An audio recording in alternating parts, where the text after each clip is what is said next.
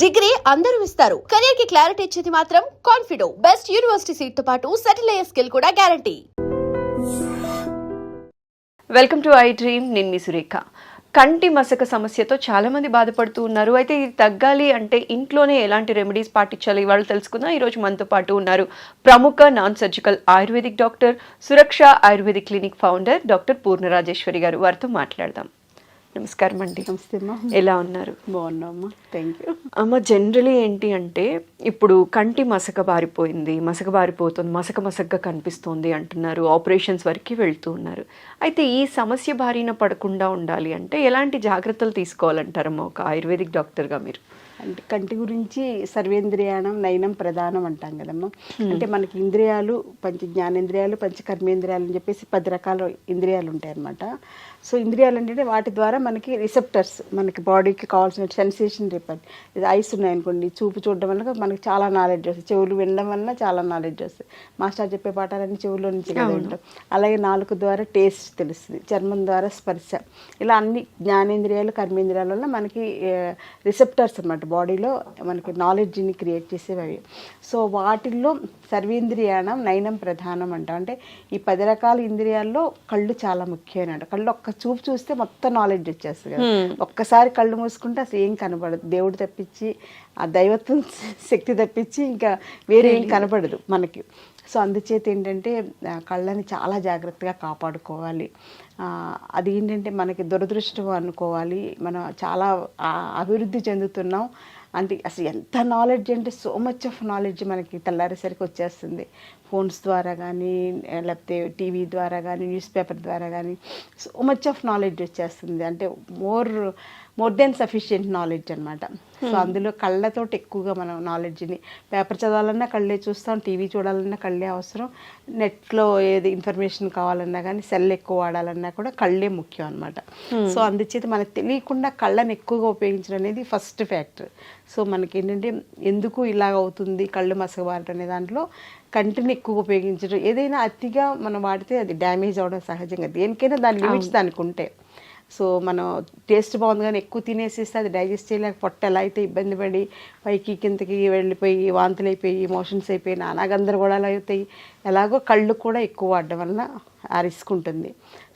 So అది first fact మనం ఒప్పుకోవాలి. తర్వాత సెకండ్ ఫ్యాక్ట్ ఏంటంటే డైట్లో మనకి సరైనటువంటి న్యూట్రిషియస్ ఫుడ్ లేకపోవడం వల్ల కూడా కళ్ళు వీక్ అవుతాయి. కంటి రెటీనాకి కానీ, కంటి సెల్స్కి కానీ, వాటన్నిటికీ కూడా మనకి ఇంబ్యాలెన్స్ అనేది వచ్చేస్తాం సరైనటువంటి ఆహారం లేకపోవడం. అలాగే సరైనటువంటి వ్యాయామం, మనకి వ్యాయామం కూడా కంటికి స్పెషల్ వ్యాయామాలు, ఎక్సర్సైజులు ఉంటాయి. అవి కూడా మనం చేసుకోలేకపోవడం వలన కంటిని ఎలా ఉపయోగించుకోవాలో తెలియకపోవడం వల్ల, ఎక్కువగా వాడడం వల్ల కూడా డ్రైనెస్ వచ్చేస్తుంది అనమాట. సో అది కూడా ఎక్సర్సైజ్ లేకపోవడం. అలాగే 5th పాయింట్ ఏంటి నిద్ర కూడా సరిగ్గా ఒక ప్రణాళికాబద్ధంగా సరిపడా నిద్ర, కంటి నిండా నిద్ర అంటాం కదా మనం. పెద్దవాళ్ళు వాడే ఒక్క పదం చూడండి, కంటి నిండా నిద్ర అంటే ఏంటంటే కంటికి సరిపడా నిద్రపోవడం వల్ల కళ్ళు రిలాక్స్ అవుతాయి, బ్రెయిన్ కూడా రిలాక్స్ అవుతాయి, మనం కూడా హ్యాపీగా హెల్దీగా ఉంటామని చెప్పేసి కంటి నిండా సుఖ నిద్ర అంటారు పెద్దవాళ్ళు. సో అందుచేత అది కూడా మనకి లేకపోవడానికి ముఖ్యమైనటువంటి కారణం ఏంటంటే సెల్ ఫోన్స్ అనమాట. సో సెల్ ఫోన్స్ మనకి మెయిన్ కారణం. మొబైల్కి ఒక దెయ్యం లాంటిది, ఒక ఈవిల్ లాంటిది ఏంటి అంటే సెల్ ఫోన్ అనమాట. అంటే ఎంత అడిక్షన్ అంటే ఒక్క వీడియో ఆన్ చేస్తే దాని మీద ఒక 100 వీడియోలు వచ్చేస్తాయి. వాళ్ళు ఏం చెప్తున్నారు, వీళ్ళు ఏం చెప్తున్నారు, ఈవెన్ స్పిరిచువల్ 5 minutes చూసి పెట్టేద్దాం అనుకుంటూనే అది 50 minutes అవుతుందో తెలియదు, ఎంతసేపు అవుతుందో తెలియదు. అదే దాని మీద ఈ ప్రవచనాలు చెప్పేవాళ్ళు ఏం చెప్పారని చూస్తే ఇంకోటి వచ్చేసి అలా ఇదేంటి అలా వింటూ ఇంకా నిద్ర ఉండదు, ఇంకేం ఉండదు అనమాట. సో అది మెయిన్ కారణం. అందుచేత అవి వదలడం అనేది, నిదాన పరివర్జనం అనేది చాలా ఇంపార్టెంట్. ఆయుర్వేదంలో ఏంటంటే ఏదైనా ఒక ప్రాబ్లం వస్తుందంటే దానికి కారణం ఏంటనేది మనకే అర్థమవుతుంది మనం దృష్టి పెడితే. అంటే యాజ్ ఏ పేషెంట్కి అర్థమవుతుంది ఎక్కడ ప్రాబ్లం ఉంది. ఇప్పుడు సపోజ్ సైనజైటిస్ కానీ, ఆస్మా కానీ ఇలాంటి ప్రాబ్లమ్స్ ఉన్న వాళ్ళకి కారణం ఏంటని ఆలోచిస్తే చలిగాలికి ఎక్స్పోజ్ అవ్వడం, వర్షానికి ఎక్స్పోజ్ అవ్వడం, లేకపోతే చల్లటివి ఫ్రిడ్జ్లో ఎక్కువ వాడడం, కూల్ డ్రింక్స్ ఎక్కువ వాడడం, ఇవి ముఖ్యమైనటువంటి కారణాలు కదా. సో ఆ కారణాలు అవాయిడ్ చేసేస్తే వాళ్ళ సగం జబ్బు తగ్గిపోతుంది అనమాట. అలాగే కంటి చూపు మసకబారడానికి ముఖ్యమైనటువంటి కారణం ఏంటని ఆలోచిస్తే ఈ సెల్ ఫోన్స్ ఎక్కువ వాడడం, లేదా ఆడవాళ్ళు అయితే టీవీ ఎక్కువగా చూస్తూ ఉంటారు, ఇంకా అలా సీరియల్స్కి అడిక్ట్ అయిపోయి చూసేస్తూ ఉంటారు కదా. ఇవాళ ఏమైందో, రేపేమంటాడో, రేపేమవుతుందో అని చెప్పి ఏవో ఉంటాయి కదా, ఎవరి ఇది వాళ్ళది. సో అందుచేత అవి వాడడం ఒక కనీసం 50%కి ఫస్ట్ డే స్టార్ట్ చేసేస్తే తర్వాత 60%, 70% అలా పెంచుకుంటూ వెళ్ళి 10% దగ్గర జస్ట్ మనకి ఏదో ఒకటి ఎంటర్టైన్మెంట్ ఉండాలి కాబట్టి అంతవరకే బాండ్ అయిపోయి ఉండాలన్నమాట. అది ఫస్ట్ పాయింట్. ఇంకా తర్వాత ఆయుర్వేదం ఏంటంటే రెజ్యూనేట్ చేసేటువంటి గుణం ఆయుర్వేదం ఒక్కదానికే ఉంది వైద్యానికి. మీరు బయట ఏది చేసినా రిపేర్ చేస్తారు. డాక్టర్స్ బయట ఏంటంటే జ్వరం వస్తే దానికి పారాసెటమాల్ టాబ్లెట్స్ ఇవ్వడం ఇలాంటివి ఏవో చేస్తారు, లేకపోతే యాంటీబయాటిక్స్ వాడతారు, లేకపోతే స్టెరాయిడ్స్ వాడతారు. ఇంకా అవసరం అంటే సర్జరీ చేసి రిపేర్ చేసేస్తారు. ఆ శాస్త్రానికి అంతవరకు లిమిటేషన్ ఉంది. కానీ ఆయుర్వేదానికి అలా కాదు. ఆయుర్వేదానికి ఏంటంటే లైఫ్ని ఇచ్చేటువంటి శక్తి ఉంది. అంటే రెజ్యూనేట్ చేసేది, రిపేర్ చేసేటువంటి శక్తిని 10 times మనం పెంచుకోవచ్చు అనమాట. రెజ్యూనేట్ చేయడం అంటే రీజనరేట్ చేయడం. కంటి సెల్స్ ఇప్పుడు మనకి ఇవి రెటినా సంబంధించిన సెల్స్ అని చెప్పేసి, లేకపోతే లెన్స్లో డ్యామేజ్లని, ఇవన్నీ కూడా మళ్ళీ మన సెల్స్ని రెజ్యూనేట్ చేసే శక్తి ఆయుర్వేదంలో ఉండేటువంటి మెడిసిన్స్ కానీ ఆయుర్వేద పంచకర్మ ట్రీట్మెంట్స్ కానీ ఆ శక్తి ఉంది. కాబట్టి మా దగ్గర ఇప్పుడు మయోపియా, కంటి చూపు మసకబారంతో వస్తుంటారు కదా, లాంగ్ సైట్, షార్ట్ సైట్ అని, వాటిని కూడా మేము ఆయుర్వేదిక్ పంచకర్మ ట్రీట్మెంట్స్ తోటి అక్షయ తర్పణం అని, ఆస్ట్యోతనం అని, నస్యకర్మ ఇలా రకరకాల ప్యాకేజెస్ ఉంటాయి. వాళ్ళ స్టేజ్ని బట్టి ప్యాకేజ్ తోటి సెట్ చేస్తే పిల్లలకి చిన్నప్పుడు ఇంత సోడా బుద్ధి అద్దాలతో తిరుగుతూ ఉంటారు కదా 6th class 7th class, వాళ్ళకు కూడా మనం అద్దాలు మాన్పించేయచ్చు అనమాట. కండిషన్ సప్లై ఏంటంటే వాళ్ళు సెల్ ఫోన్స్ వాడకూడదు. పుస్తకాలు చదువుకోవచ్చు, స్కూల్లో బుక్స్ చదువుకోవచ్చు, కానీ సెల్ ఫోన్స్ వాడడం, టీవీ 100%. అప్పట్లో పాత రోజులన్నీ టీవీ చూడొద్దని చెప్పాడు. ఇప్పుడు ఏంటంటే కంపల్సరీగా సెల్ ఫోన్ వాళ్ళకి లేకుండా చేసి మనం ayurvedic line of treatments plan చేస్తే మయోపియా లాంటి ప్రాబ్లమ్స్ తగ్గించవచ్చు. అలాగే పెద్దవాళ్ళకి వచ్చేటువంటి మ్యాక్సిలరీ డీజనరేషన్ అని చెప్పేసి, ఇంకా డయాబెటిక్ రెటినోపతి అని చెప్పేసి, తర్వాత ఐస్ కూడా స్పెషల్గా ఆటో ఇమ్యూన్ డిజార్డర్స్ వస్తున్నాయి, రెటినైటిస్ పిగ్మెంటోజా అని చెప్పేసి, ఇలాంటివి కూడా మనం ఆయుర్వేదిక్ లైన్స్లో రెజ్యూనేట్ చేసేలాగా, మళ్ళీ రీజనరేట్ చేసేలాగా సెల్స్ని, బాడీని కూడా, అంటే కంటి సెల్స్తో పాటుగా బాడీని కూడా రీజనరేట్ చేయాలి మనం. కంటిలో ఒకటే బాగు చేస్తే సరిపోదు అనమాట. కొన్ని కేసులకి శరీరంలో ఉండేటువంటి మిగిలినటువంటి సిస్టమ్స్ డీజనరేషన్ కూడా రీజనరేషన్ చేసేలాగా ఆయుర్వేదిక్ లైన్స్ బ్రహ్మాండంగా చేసుకోవచ్చు. సో అంటే ఆయుర్వేదం అనేది ఏదో చిట్కా వైద్యమో లేకపోతే ఏదో చిన్న మందులు వాడేస్తే సరిపోతుంది అనేది ప్రివెంటివ్ కేర్లోకి వస్తుంది. గృహ వైద్యంగా ప్రివెంటివ్ కేర్గా మనం అలా చేసుకోవచ్చు.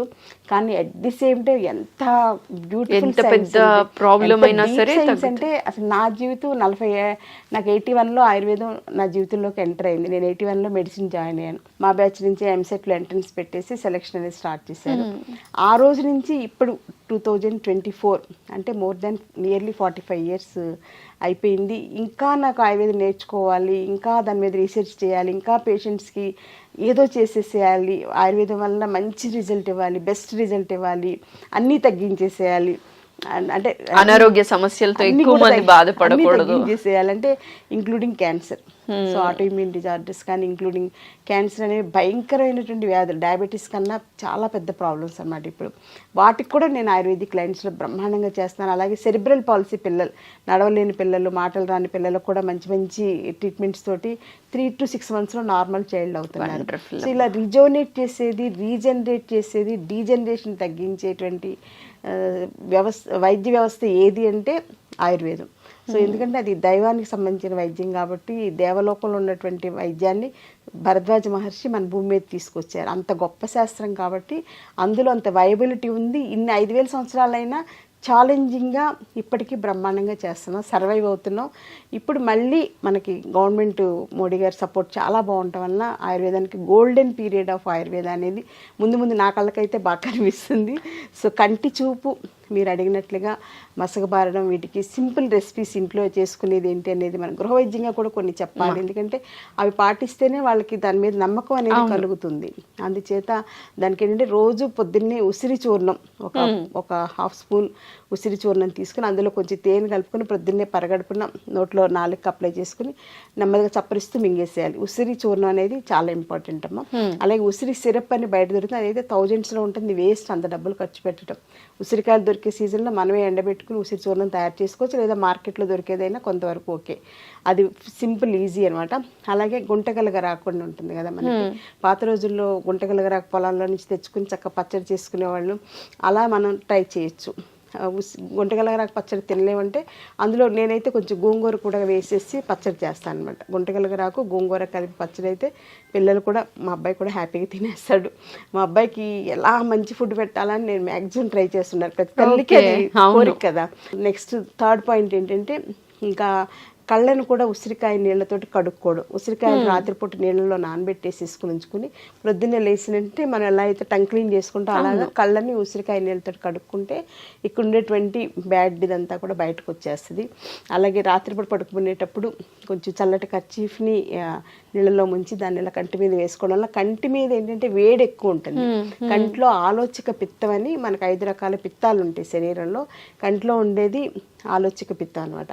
ఆ పిత్తాన్ని మనం ప్యాసిఫై చేయాలంటే, తగ్గించాలంటే కంటి మీద చల్లటి క్లాత్ వేసుకుని ఉంచుకుంటే కొంతవరకు ఉపయోగపడుతుంది. అలాగే కంటికి హెయిర్ డైస్ కూడా వాడడం మానేయాలి. దానివల్ల కంటి చూపు మెరుగుపడుతుంది. కంటికి చూపు మెరుగుపడాలంటే హెయిర్ డైస్ వాడడం మానేయాలి. సో హెయిర్ డైస్ వల్ల అంత సైడ్ ఎఫెక్ట్స్ ఉన్నాయి కాబట్టి అది కూడా కేర్ తీసుకోవాలి. అలాగే షాంపూస్ కూడా మంచివి కాదు, ఇప్పుడు కెమికల్ బేస్డ్ కాబట్టి కుంకుడుకాయలతోటి తలస్నానం చేయడం ఇలాంటివన్నీ కేర్ తీసుకోవాలి. అలాగే డ్రైనెస్ ఆఫ్ ఐస్ ఇప్పుడు మోస్ట్ కామన్ కాబట్టి ఎండలో తిరిగేటప్పుడు గ్లాసెస్ పెట్టుకోవడం, బయట బళ్ళ మీద అవి తిరిగేటప్పుడు హెల్మెట్ పెట్టుకోవడం, కంటికి గ్లాసెస్ పెట్టుకోవడం, ఎక్కువ తిరగకుండా ఉండడానికి ట్రై చేయాలి. ముఖ్యంగా సమ్మర్ వచ్చిందంటే బాగా మార్నింగ్ 11 to 4 ఎండకి ఎక్స్పోజ్ అవ్వకుండా ఉంటే కళ్ళని మనం కాపాడుకున్నట్లే. అలాగే ఆహారంలో కూడా ఫ్రైస్, పికిల్స్, నాన్ వెజ్ తగ్గించుకుని ప్రతిరోజు భోజనంలో ఉసిరికాయ పచ్చడి, మనకి పాత రోజుల్లో నల్ల పచ్చడి అని ఉండేది కదమ్మా. ఉసిరికాయ పచ్చడి పట్టేశాక దంచేసి చేసుకున్నాక అది నల్లబడిపోద్ది, రోజుకి ఎర్రగా ఉండదు. సో దాని పేరే నల్ల పచ్చడి అనమాట. అది రోజు ప్రొద్దున్నే తీసుకోవడం వల్ల, మొదటి ముద్దలో అది వేసుకుని తీసుకోవడం వల్ల కంటి చూపు చాలా బాగా మెరుగుపడుతుంది. సో ఈ రకంగా చిన్న కేర్ ఇంట్లో చేసుకుంటూ పెద్ద ప్రాబ్లమ్స్ ఉన్నప్పుడు దీనికి ఇంతేలే పరిష్కారం లేదు అని వదిలేయకుండా ఆయుర్వేదిక్ డాక్టర్స్ ఉన్నారు. ఆయుర్వేదం ఇప్పుడు శాస్త్రీయంగా చేసి రీసెర్చ్ చేసి నాకన్నా ఇంకా ఎంథ్యూజియాస్టిక్ చేసేవాళ్ళు బోల్డ్ మంది డాక్టర్స్ ఉన్నారు. అలాంటి వాళ్ళ సంరక్షణలో కంటి చూపుని మళ్ళీ మనం కాపాడుకోవచ్చు. ఇందాక చెప్పినట్టు సర్వేంద్రియాణం నయనం ప్రధానం కాబట్టి కంటిని మనం పాపలా కాపాడుకుంటే కంటి పాప మనకి జీవితానికే వెలుగునిస్తుంది. అమ్మ చాలా వివరంగా తెలియచేశారమ్మా. ఎందుకంటే చాలా మంది చెప్తూ ఉన్నారు కళ్ళు మసగబారిపోయాయి, ఈ సమస్యతో బాధపడుతున్న వాళ్ళందరికీ కూడా ఇంట్లోనే ఎలాంటి రెమెడీస్ పాటించవచ్చు, ఆ సమస్య బారిన పడకుండా ముందే ఎలాంటి జాగ్రత్తలు తీసుకోవాలని సవివరంగా తెలియచేసినందుకు ప్రత్యేక ధన్యవాదాలు. నమస్కారం.